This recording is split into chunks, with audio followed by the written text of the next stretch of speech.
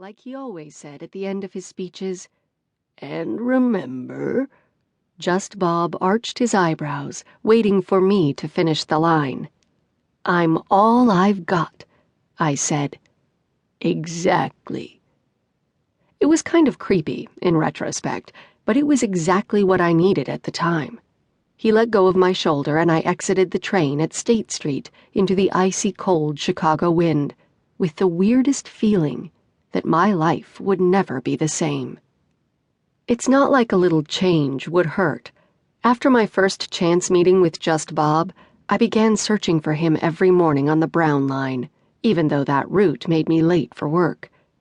It started exactly 1 week after Rose died, when I first felt truly and completely alone. Rose was my mother's childhood friend and had raised me after my mom passed away from breast cancer when I was 8. My mother had me at the age of 40, after spending most of her life thinking it was impossible to become pregnant, until she met my father. Too bad he didn't stick around. I never even met him. My mother was a wonderful person.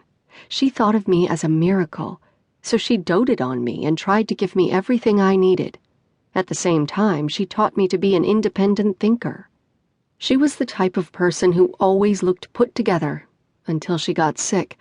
Yet I remember her telling me, "You're a beautiful girl, Kate, but don't ever rely on your looks."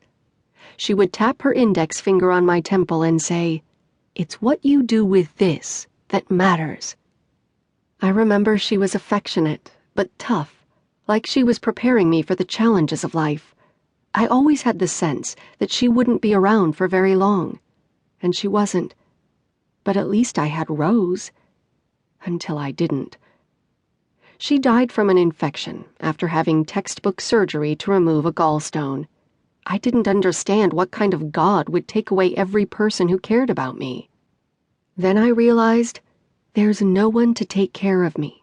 No matter how many people surround me, I'm all I've got. Those words became my mantra. I chanted those words as I entered the lobby of the Chicago Crier, a well-known Chicago newspaper and blog, and my workplace for the last 5 years.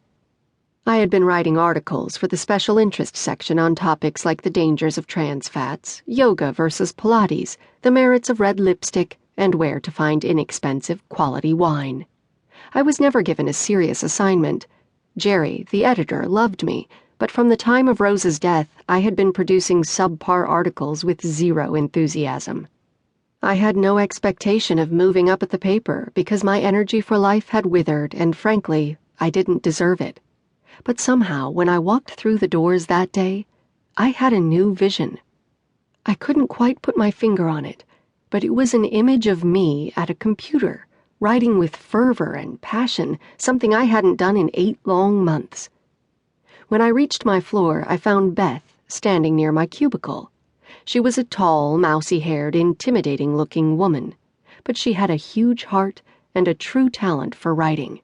She dressed like a teenage boy in basketball shorts, t-shirts, and sneakers every freaking day, but it didn't matter, because she was the head writer at the paper and damn well deserved it. She got all of the biggest assignments because she put her heart and soul into every single word she wrote. I admired her. "Hey, kid." "Hi, Beth. How was your weekend?" "Great. I knocked out 10,000 words. Of course she did. Why couldn't I be more like that? "What's this?" I pointed toward a stack of papers on my desk. The cover sheet was blank except for the bold words, R.J. Lawson. "Jerry is giving you that story," she said. I had no idea what it meant at first, but then I remembered hearing Jerry rant about R.J. Lawson. Jerry was obsessed with getting a story on him. I personally didn't know anything about him. Me? Why in the world would he give this to me? Beth just smiled her knowing smile. "I don't know, but he's going to be over in a sec to talk to you about it.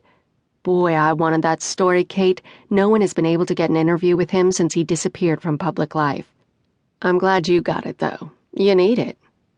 I stared at her for several moments, and then I mumbled, "Yeah, I know.